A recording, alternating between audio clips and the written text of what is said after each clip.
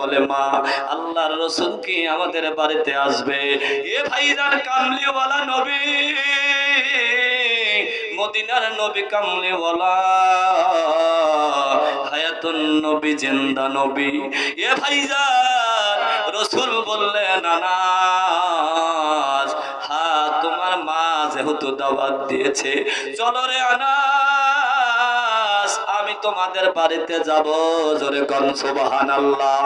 আমার বন্ধুরে কোন দিকে নজর নাই, আমলের নিয়তে কথাগুলো শোনা চাই। আমি জানি না কার আব্বা অন্ধকার কবরে, কার মা অন্ধকার মাটির কবরে। আমার ভাইরা, আমার বন্ধুরে, হযরতে আনাস রাসূলকে ডাক দিয়ে বললেন নবী গো, আমার মা আপনাকে দাওয়াত দিয়েছে। রাসূল, ইয়া রাসূলুল্লাহ, হাবিবাল্লাহ, আমার মা আপনাকে এক বেলা এক ওয়াক্ত খানা খাওয়াতে চায়। এ ভাইজান তুমি আজ দোকানে ঘোরো, নবীজি আনাসের বাড়িতে যাবে, এক বেলা খানা খাওয়াবে। এখানে কেউ কি আছো? আল্লাহ রাসূল তো দুনিয়ায় এখন নাই। রাসূল বলেছে আল আলিম ওয়ারাসাতুল আম্বিয়া, আমার আলেমরা হলো আমার ওয়ারিস। আলেমরা যেখানে নামাজ পড়ায়, আলেমরা যে কোরআন শরীফ পড়ে। আমার ভাইরা কেউ কি আছো যে হুজুর আমি এক বেলা দুইজন মানুষের খাবার টুকু আল্লাহর ঘরে দান করে দেব? ভাই 1000 টাকা, 2000 টাকা।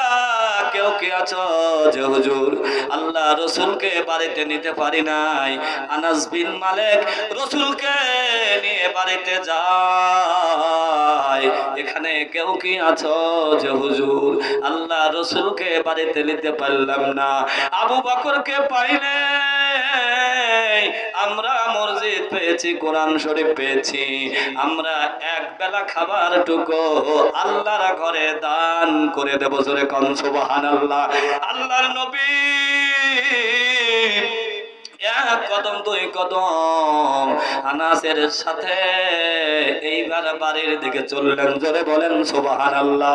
হযরতে আনাস রাদিয়াল্লাহু তাআলা আনহু বললেন আমার মুসলমান বাবা ভাইরা, আমার ভাইরা, আল্লাহ আমার হাত ভাইয়ের কাছে দুইজন মহিলা দান করেছে 150 টাকা, একটু হাত তুলুন দোয়া করে দিই। আল্লাহ জানি না কোন সিলাই দান করলো, নিয়ত পূর্ণ করে দাও।